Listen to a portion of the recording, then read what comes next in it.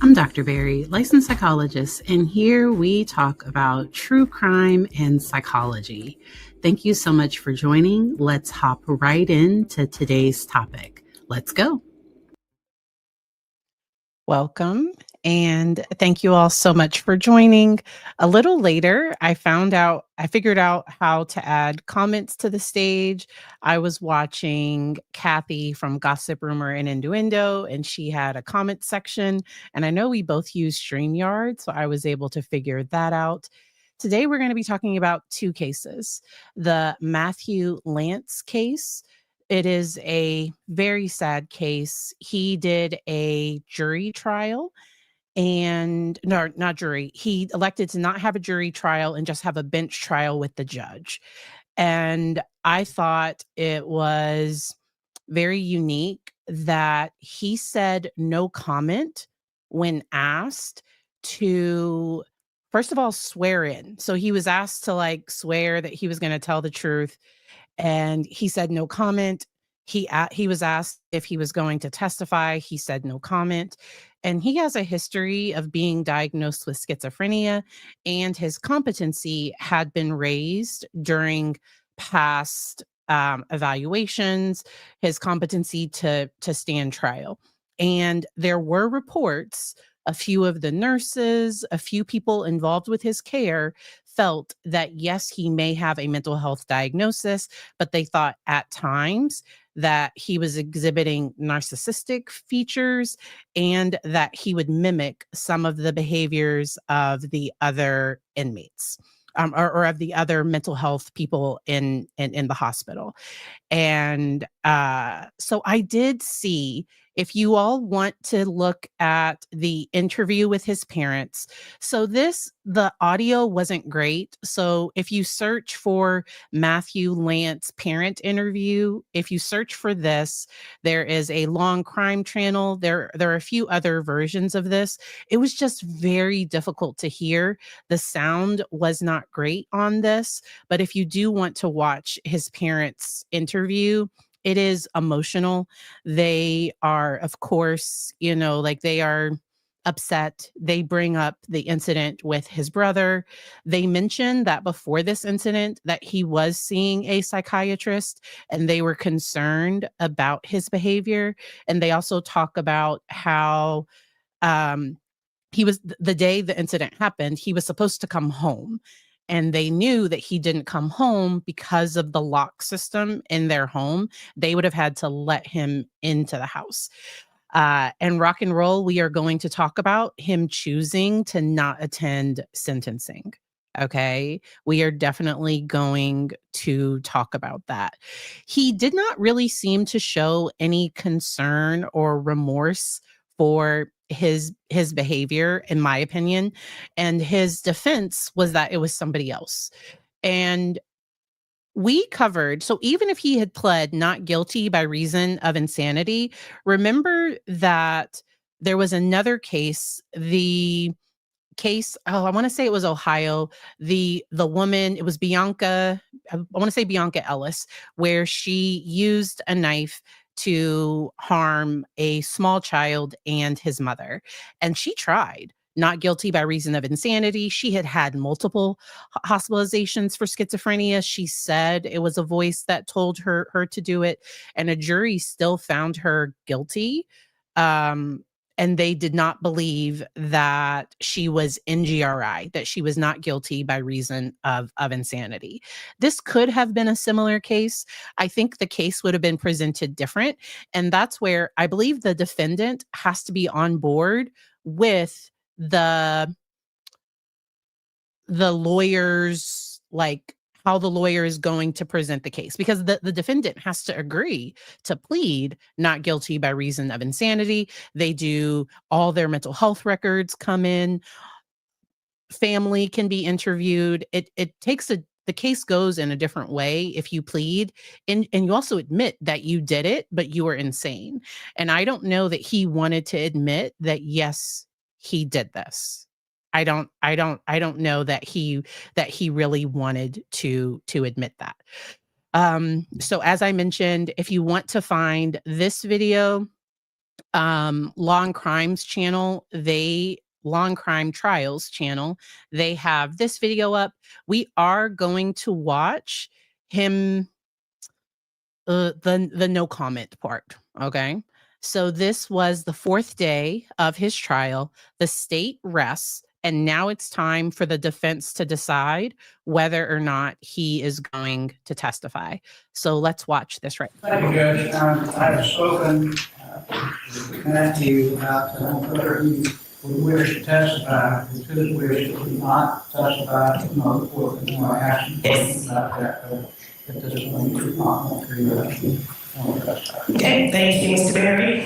There are a few questions that I would like to ask Mr. Lanz to inquire about his decision on whether he wants to testify or not. And so, Mr. Lanz, if you raise your right hand for the court, please, sir. Do you swear and affirm that the testimony you will give to this court shall be the truth, the whole truth, and nothing but the truth, so help you God? No comment. Okay, put your right hand down for me. Mr. Lanz, do you understand that you have the right to testify, and if you want to testify, that no one can prevent you from doing so? No comment.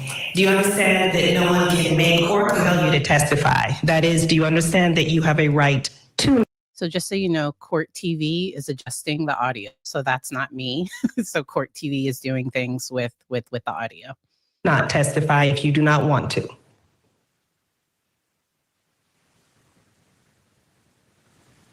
No comment.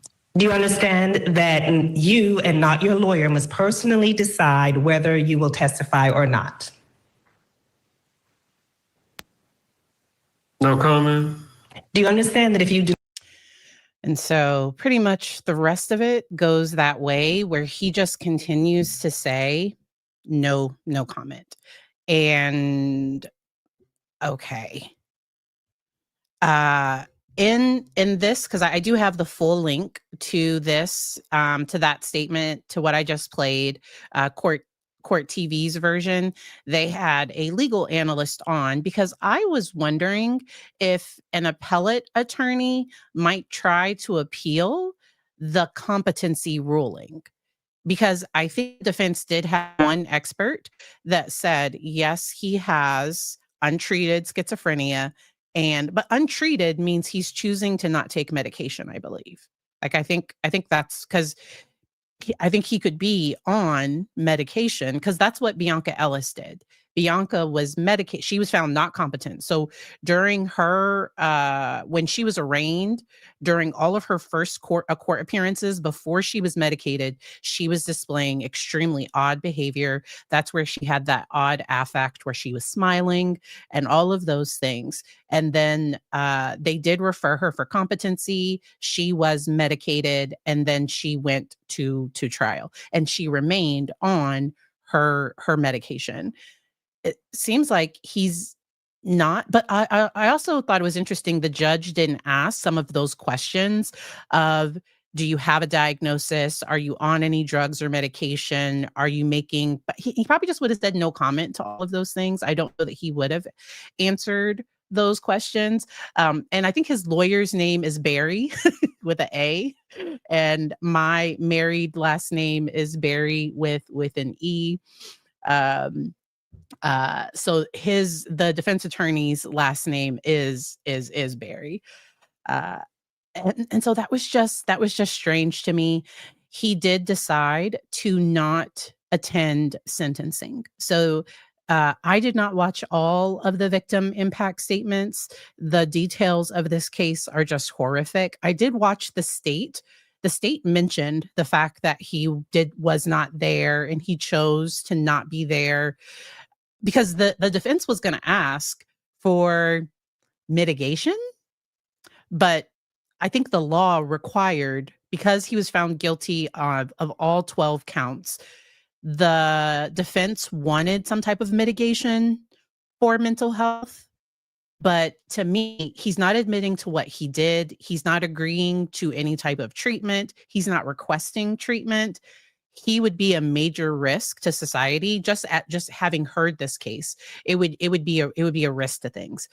Lisa asked, do you think him refusing meds was the reason he spent 10 months at the state mental health hospital? That is possible. I have known some. So there's some people. So I think Bianca Ellis can potentially be like aggressive when she's not medicated, or she needed to be medicated in order to be competent for trial. I know some other jurisdictions where people have been court ordered to take medication. I don't know anything, and I wonder if after his trial is said and done, I wonder if any of those past court dates, because they did have hearings for his competency. And so there was more testimony given during those. To my knowledge, I was not able to find those on social media. Debbie, I agree that the victim impact statements were very, very heart wrenching. And my heart truly, truly does break for the friends and victims, especially the surviving 6-year-old child. The 6-year-old child that found his parents deceased. It's my understanding they found a toy laying on the father. So the child was likely playing with a toy. The child had his parent. So just trigger all the warnings y'all know, that the child had his parents' blood on him, and thankfully, like some, because he could have been left in that house for days and nobody would have known. And so it was extremely sad. Firebirds, this comes out of Georgia. This is Cobb County, Georgia, but that's where the judge was. And I think the county where the incident happened.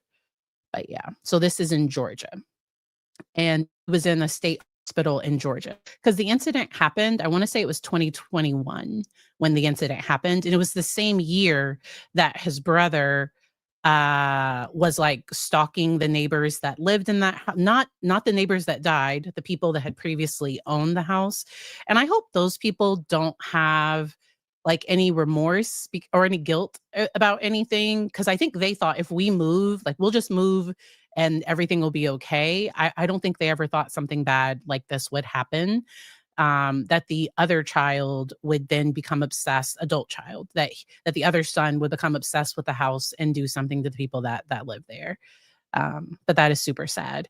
If someone is deemed not guilty by reason of insanity, can they refuse medication while hospitalized? That's up to the hospital. If they do refuse medication, so there has to be a court order to go against somebody's wishes. And sometimes there are conditions for them. So it just depends on the court order. It really does. It really does depend. Um, yeah. All right. Yes, the brother Austin. Yes, yes, yes. Did horrific thing, that those poor neighbors that lived there before. And so that was a very sad case. We are going to switch to an older case. This case is from 2015, but one of the defendants in the case gave a interview recently. So let me just find my notes on this one. Y'all know me and names. So let me just get to my notes. I saw the interview and I thought some interesting points came up. And so I wanted to talk with you all about it. So this case is in July of 2015. This case is out of Oklahoma. It was Broken Arrow, Oklahoma. 2 teenage brothers, they unalived their parents, and I think there were and some siblings as well. Okay. This was a very, very sad case, but Robert Bever, one of the brothers that was convicted, and he's serving life without the possibility of parole, he gave an interview. Okay. And so one of the sisters survived, but they unalived their parents and three of their siblings, and one sister survived. Okay. So let me just play this.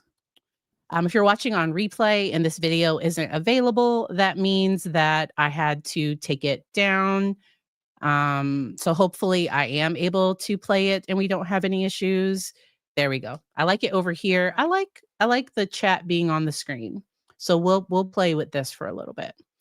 All right. Let's share this tab. All right, so this brother gave an interview to Tulsa News 8, and I have a link to this full interview down in the description. I think they have a part 2 coming to the interview. Part 1 was enough. I saw part 1, and that's what I'm going to share with you all. There may be a part 2. Closed captioning. These are my crazy tattoos. His sentence isn't just written in court records, it's inked across the skin of his knuckles. What does this one say? I got 5 life without parole plus life, which was what my original sentence was, on my knuckles. How did you come to terms with the fact that you're never getting out of prison? I'm doing a service to the world by staying in prison. If I was to get out of prison, I would still have that drive and that want to be successful, wildly successful, because I'm full of myself.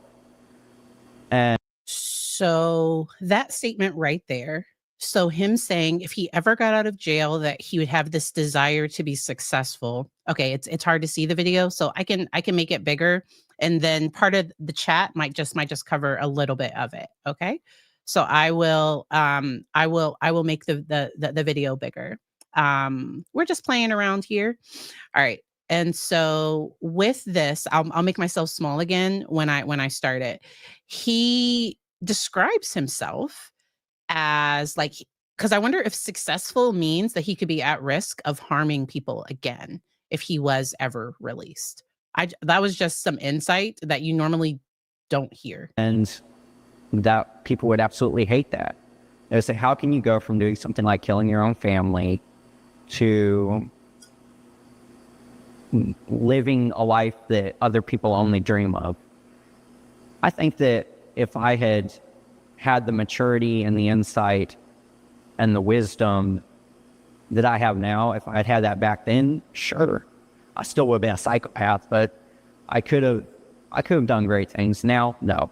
He calls himself a psychopath, something we can't independently confirm without access to his medical files. During the trial of his brother and co-defendant, Michael Bever, Robert told jurors he'd been diagnosed with multiple mental health disorders and was medicated, unlike at the time of the killings. This is your first on-camera interview. Why are you talking now? When the 10th anniversary came around, I was expecting there to be a lot of publicity about it. So I will confess, I debated whether to talk about this one or not, because it sounded like he wanted people to know his name, but in a way that was troubling. But I did want to mention the fact he does seem to be showing some signs. He has this like idea that he could be this awesome, amazing, successful, phenomenal. And when he says successful, I don't think he means committing another crime. I think he means if he got out of prison, I think he thinks he has this idea that could make him where he could be a multimillionaire. And this is a clear example of grandiosity, the grandiosity that we see within narcissism that comes from a very weak ego, an ego that like, I don't know that he actually is that amazing. Like it was very strange. Very, very strange. But we have a few more minutes left. We're gonna keep it going. As I wanted it to be, I wanted everybody to be thinking about my family. And I didn't really get that from what I saw. It's making national headlines this morning out of me. Right now, officers aren't telling us a whole lot about what happened in this neighborhood late last night, but we do know that the 2 teenagers who were arrested in connection to this case are related to the victims. Now, it's hard to see where... He says he wants people to remember his family, but for many Oklahomans, the crime itself is impossible to forget. On July 22nd, 2015, the 2 teenage brothers killed their And so I already mentioned to you all like what all happened. So parents, April and David, and 3 of their siblings, 12-year-old Daniel, 7-year-old Christopher, and 5-year-old Victoria. Do you have remorse? I have as much remorse as I'm capable of feeling. 2 sisters. I have as much remorse as I'm capable of feeling, which once again, that points to this lack of empathy potentially. Like that points in a lot of directions. He acknowledges not that like he needs to stay in jail because he could do a crime like this again if he felt justified or like if he got really upset, but like this was very strange. And so that's why I wanted us to watch it together because we rarely get to take looks like this into a case. Sisters survived. One of them was seriously injured. The most realistic point that it could have stopped was right before I stabbed Crystal, because I kind of broke myself in a way that a human being isn't supposed to. I couldn't do it, and I somehow made myself stab her. I shouldn't have done that, obviously. In 2015, officers followed Crystal's trail of blood straight to the home, ending the attack and stopping what Michael had told investigators was meant to become a cross-country killing spree. So we wanted to kill everyone at the house first. Okay. And then wait for all the packages to show up over the weekend. They would take the Yukon and Gather State with the guns. The plan was cut short, first by Crystal's escape and then by 12-year-old Daniel's desperate 911 call. Open Air 911. Hello? My bill is attacking my family. Killing Daniel is the unforgivable sin. If he hadn't have called the police, would you have killed him?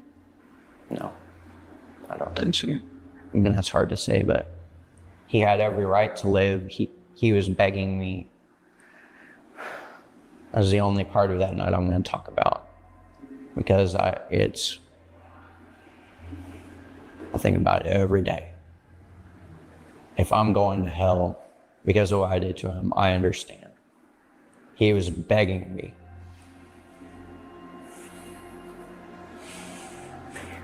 He said, "I'm with you. I'll do whatever you want." I still start stabbing him. He was a genius. He liked all the things I did. He liked Star Wars. He liked Ben 10. So that's where he brought it back to himself again. And I think bringing it back to himself helps him stay out of the emotion, because he was getting very emotional when he focused on what he did to his brother. And I don't know if that's for the cameras. I don't know if it's legit. Do you know, like, to me, the emotion, it feels kind of authentic. But once again, I go back to the comment he said before, as much empathy or as much like remorse as he's capable of, because there seems to be a bit of a cap to this. Yeah, I think somebody recommended this case, or I saw it in my feed. So thank you to the Psych Nerd. If somebody recommended this one, thank you. If it's my YouTube algorithm, thank you, YouTube. I don't remember how I came across this one. I'm almost positive it was recommended. All right. Let's keep it going. He liked Legos. The Bever children were homeschooled, sheltered from much of the outside world, and Robert says from what was happening inside. Some of the other kids were so innocent that they didn't know what was going on. So he's going to make allegations of harm against his parents. Please feel free to check out. I have the full link to the rest of that interview. It doesn't get better. So we showed the main things from that one. If the home was not safe, what you do is you report something to a teacher. And if you're homeschooled, a doctor, call 911, talk to a neighbor, do something. You don't, because they not only took out the parents, they also unalived innocent siblings as well. And so for him to try to make his parents, and so I don't know, like there's no confirmed harm, I don't believe, in this case. And so from what he's saying, I don't know if that part was just to make himself feel better about it. Like it was very disturbing. I hadn't heard about the case, and the interview was out there and available. As I mentioned, I have a link to the full interview down in the description.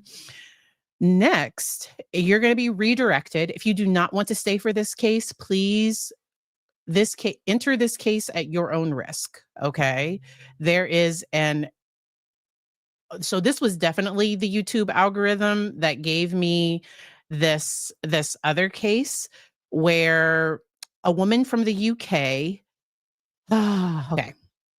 Let me share my screen because it's hard to wrap your mind around some of the details of this case. And so the case involves torture, SA. Like, this is a very disturbing case, but it brings up, can somebody consent to being murdered? And I personally, I don't think you can. But this case, the defendant might try to say that the victim wanted him to do this to her. And she did have a history of being treated for reaching out to strangers to in an attempt to be unalived by being murdered. But there are some very, very disturbing aspects to this. I really want to chat about it, but please, like I said, if you're not going to follow, if this case is too much, if it brings up too much, I always try to cover it in a way where we're not going into the gory details. But because if you do watch the Crime Fix version, they go into everything. So I'm not getting into like all of the details, but the fact that she was being treated, that a part of her like thoughts about wanting to die, that it was at the hands of somebody else, that was initially like that was a thought that she sometimes had. This brings up a whole different thing, because there seems to be evidence that she changed her mind and that she wanted to be free, and that the guy that was arrested in this case, that he did not listen to that. So he was arrested for this. People are innocent until proven guilty, but that is the next case that we will be chatting about. If you want to follow along, please, come on over and we will chat about that case. If you're not going to stay, no worries. Enjoy the rest of your day.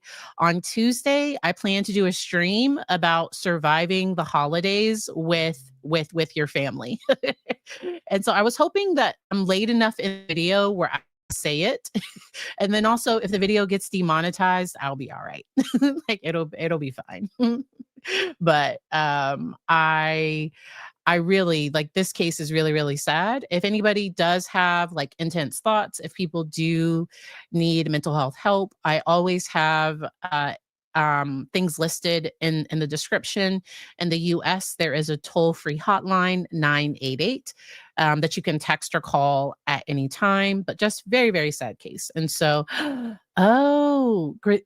Okay. So I will add her link to the description later on, to the description of that case. So Grizzly True Crime covered this case and went through the arrest affidavit. Super duper triggering, sad case, but we will chat about it. All right. I will see y'all in the next one. I hope you have a good one.